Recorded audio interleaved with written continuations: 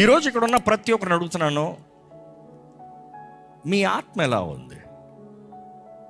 మీ జీవితంలో జరుగుతున్న పరిస్థితుల్ని, స్థితిగతుల్ని గ్రహించగలుగుతున్నారా? మీ జీవితంలో జరుగుతున్న కార్యాలని ఎరుగుండగలుగుతున్నారా? ఇదిగో తండ్రి అడుగుతున్నాడు, నేను నీ కొరకు నిర్ణయించిన చిత్తములో నీవు బ్రతుకుచున్నావా, నడుచుచున్నావా? దేవా నీ చిత్తం జరిగించిన అందరూ అడుగుతారు, కానీ వారి ఇష్ట మార్గంలో వారు వెళ్తూ ఉంటారు. దేవుడు అంటే ఆశ లేదు, ప్రార్థన అంత లేదు, భక్తి అంత లేదు, దేవుని సన్నిధిలో చేరరు, దేవుని చేతులకు సమర్పించుకోరు, లోకానుసారంగా ఇష్టానుసారంగా లోక కార్యాలు బ్రతుకుతూ దేవుని శక్తి. అందుకని ఈరోజు శక్తి లేని క్రైస్తవత్వాన్ని కావాల్సినంత చూస్తున్నాం. I'm sorry. చాలా మంది వారు చేసిన కార్యానికి దేవుని నేరం మోపుతారు. దేవుడు అంటే ఇది ఎందుకు అవ్వాలి, దేవుడు అంటే ఇది ఎందుకు జరగాలి, దేవుడు అంటే ఎందుకు ఇట్లా అవ్వాలి. కొన్నిసార్లు నువ్వు చేసిన పరిణామాలు కాదు,